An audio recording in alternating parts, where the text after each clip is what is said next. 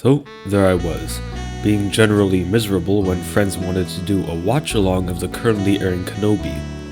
Now, Star Wars is an IP that has long been near and dear to my heart, having grown up watching the 6 films. Most recent additions to the universe have left me inconsolable, so I've largely steered away from the newest installments.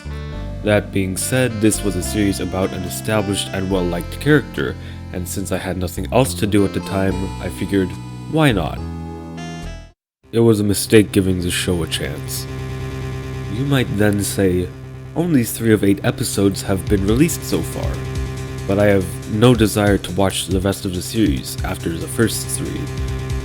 Obviously, there will be spoilers for all 3 episodes, so if you intend to watch through the series, it may behoove you to return to this video at a later date. There's a decent amount to unpack, so let's start with the most prominent criticism. There were 2 consecutive, poorly executed chase scenes. It was honestly comedic how atrocious the first one was. The fact that she escaped in the first place was absurd. What was the point of surrounding Leia if the bounty hunters weren't going to stop her from leaving the enclosure in the first place? Leia is obviously not running very quickly, and the bounty hunters are chasing at a pace between a power walk and a light jog. One of the bounty hunters literally breaks off of the chase so that he doesn't catch her. And the branches. Lord have mercy. Anyone who has run through shrubbery knows that you can literally run through thin branches because they will flex and then whip back to their original positions after you've passed. If the branches are stiff because they're dead, or a bit thicker, then they will just snap. Why were branches treated as invisible walls where the bounty hunters stared at them for a good second before going around like an NPC? Now, I've heard some people saying that the chase scene was to get the guardsman shot. You know what would have worked just as well? If Leia got grabbed when trying to leave the enclosure, which is the point of the enclosure, mind you, the guard showed up, she pleaded for help, and then the guard got shot. There was no point to that entire scene. No possible justification whatsoever. Moving on to the second most scene, which is slightly more believable. Leia was running through a mildly crowded area where tiny children do have an advantage. Obi-Wan was trying to maintain a low profile, so he was chasing slowly. Granted, it would have drawn infinitely less attention if he had just sprinted for 2 seconds to catch her, but whatever. They included a top-down scene which really just put into perspective how incredibly slow Leia was running. At the end, she attempts a jump that most parkour professionals would hesitate to do on the fly. As in, there's no universe in which Leia, 3 feet tall at most, made that jump. And she doesn't. After Obi-Wan lets her down with the Force, which he is straining to an absurd extent to do, mind you, he instant transmissions to the ground next to her. The bounty hunters are presumed dead, though in such a lawless planet, you'd expect there to be more than 3 active threats. I'd like to take a break from scenes for a bit to talk about the characters. Let's start with Leia. They really couldn't decide whether they wanted her to be wise beyond her years, or an insufferable brat. As in, they unironically pulled the "are we there yet" line, and then expect me to believe this is the same character that is psychoanalyzing her cousin and Obi-Wan. Now, you might say the shift is due to the stress of being kidnapped, but then she's out here complaining about clothes for a disguise, and asking Obi-Wan to make her float. The only time it felt like she was stressed at all was during the chase scene. It's hard enough to convince an audience that a child is wise. Hell, the 11-year-old that was in my physics lecture drew a crewmate on the whiteboard when the professor was 2 minutes late. Couple that was the fact that she is sheltered, having never left her planet and what seems to be very rarely allowed to leave the house at all, the wisdom just doesn't sell. Rather, it feels like the wise aspects of Leia's characters are cop-outs compared to the sweeping instances of her acting as Random Brat 3. Now, for Reva. Why on earth, in an organization where insubordination means death, is Reva allowed to be a rabid dog off the leash? It undermines the authority and strengths that the Inquisitors have as a whole, which was very little to begin with, mind you. She attempted to assassinate the Grand Inquisitor and then was humbled in the Force by the fifth brother. What is the power hierarchy here? Obviously, Velvet had lived to enter the rest of the Star Wars media, but the fact that he was stabbed in the first place is just clownery. I'll gloss over the Grand Inquisitor here too, since there isn't much to say, but I still think that the design was low effort. In the same breath, I'll also mention that the helicopter lightsabers they use have been and always will be stupid, especially since they actually use them like helicopters. Finally, let's talk about Obi-Wan, the titular character who is unmistakably not Obi-Wan. Let me elaborate. This is very clearly not Obi-Wan as depicted in either trilogy or in literally any other media, where he was once wise, powerful, snarky, and deeply compassionate to those he cared for. Practically all of these qualities have either been stripped or ground down to near nothing. The entire time he was on Tatooine was unbearable to watch. They really did the Squidward sequence, but was Ewan McGregor. Obi-Wan is now comedically weak. The sequence where he fist fights the bounty hunters is ridiculous, but I'll give it a pass since he purposely lost to try and gain information. Realistically, a Force-sensitive individual would practically never lose to a random in a fight, let alone one of the most trained Jedi of the era. Still, we'll have to wait and see. The fact that he cowered from Reva is also absurd. Obi-Wan was one of the premier Jedi Masters, and Reva was presumably a youngling. Inquisitors are second-rate villains that pose a threat to other younglings and non-Force sensitives. Their leader, the Grand Inquisitor, was a former knight, not master, knight, with the other Inquisitors having inferior skill to said Grand Inquisitor.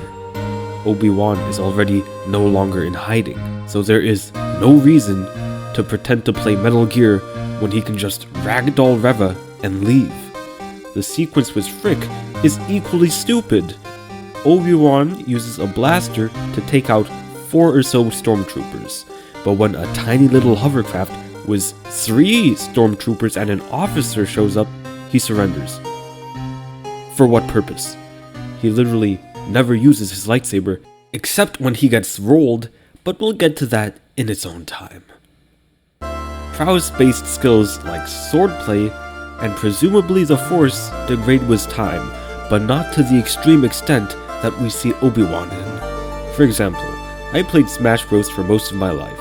If I played again after not playing for a decade, it'd take me around 10 minutes to get back to at least 60% of original form. With a more measured example, I played Getting Over It for 20 hours to get 50 wins, with my best time being a sub 6. 2 years passed without playing at all, and I can still get a 19-minute run, which is being shown here. My first run took about 4 hours. Skills degrade, but they don't regress back to 0. Far from it. Obi-Wan has spent his entire life, not 20 hours, more like 30 years, training in lightsaber combat and the Force, and you mean to tell me he's acting like a youngling? The entire character of Obi-Wan in this series is summed as PTSD guy who is emotionally, physically, and forcefully crippled. Back to scenes. How the hell did Obi-Wan find the buried lightsabers? Not only were there no landmarks, there literally couldn't have been any landmarks because the sand would have shifted significantly over a decade. The only explanation would have been that Obi-Wan could sense the lightsabers through a Force connection. If this is the case, then it may or may not break previous media with MacGuffin quests, though I'd have to go back and check. The portion about the Smuggler was also strange. Obi-Wan exposed him by taking magnets out of his sleeves, but what exactly were the magnets doing? If memory serves, the two things that he was pretending to do with the Force was opening and closing the shutters, as well as Force suggestion. You mean to tell me that the magnets were closing all the shutters in 360 degrees simultaneously? Not how magnetism works. Finally, the section that really pushed me to make this video. The Vader scene. First of all, why was Vader murking randoms left and right? Vader has been depicted as many things. He is ruthless and unhesitant to kill indiscriminately to achieve a goal or order. Note, to achieve a goal or order. He doesn't kill just for shits and giggles. Well, the goal in this case would be to lure out Obi-Wan. But if the first kill didn't work, why would the next 10? Just torturing one guy would have been equally as effective. And why is Reva acting mortified during this scene? She literally tried to do the same thing when trying to lure out Obi-Wan. So Obi-Wan runs into Vader and they fight. You know, I figured they'd fight sometime during the series to milk views, with Obi-Wan repelling Vader so that Vader could still reasonably consider himself the learner and not break continuity with episode 4. So they fight, and dear Lord, Obi-Wan is steamrolled. And let me break down how unbelievably stupid the fire sequence is. Vader and Obi-Wan are standing off across some flammable material. Vader chokes Obi-Wan from that distance and lights the fire, dragging Obi-Wan through the flames in poetic revenge. He then tosses Obi-Wan to his initial position across the fire, turns off the fire through force or something, and orders his capture, which, you know, why wouldn't you just toss him to your position? But that's not even the most egregious part. Obi-Wan gets saved by a loader and the Imperial officer with a blaster, because the Imperial officer relights the flame. Keep in mind, he's still in the exact same position as before. So why on God's green earth did Vader not grab Obi-Wan again? What, was your ability on a 20-second cooldown? He literally just stands there while the loader slowly moves Obi-Wan away in the exact same scenario where he ragdolled him seconds prior. Now, during this time, Leia is escaping through a secret tunnel network going to a ship in order to leave the planet. This is where the Imperial officer was before helping Obi-Wan, and she was somehow convinced by Leia to go back in what is ostensibly a suicide mission and maybe help Obi-Wan. So she goes backwards through the tunnels. At the same time, Reva is playing I Spy and speedrunning her way through devices and entering the tunnels. The two do not pass by each other in any way, and Reva ends up ahead of Leia, waiting at her destination. First off, Leia and the officer would have obviously been going to the ship through the shortest pathways. Reva does not know anything about these tunnels. Leia had a significant head start and is apparently a track star if we're going off of the chase scenes. How did Reva know the destination, and how did she get there earlier? How did we, Kronk? Well, you got me. By all accounts, it doesn't make sense. It's just more and more increasingly difficult to suspend disbelief this entire time. I'm going to be completely honest. I thought that this Vader sequence was just going to be one of Obi-Wan's PTSD episodes, since there was precedent from him seeing Anakin pre-deep fry robed in the middle of California. I didn't have that wish fulfilled, and the longer the scene went on, the more desperately I was hoping that I would get pranked with a haha trauma moment. Didn't pan out that way. Sorry to say that all things considered, what has been released about Kenobi has turned me away from finishing the show. That being said, don't let my criticisms influence your desire to watch or not watch the show. If you like it, good for you. I cannot agree with any modicum of my being. Of course, don't harass the actors, which is honestly common sense, but common sense seems to be more deceased than the name of God in these times.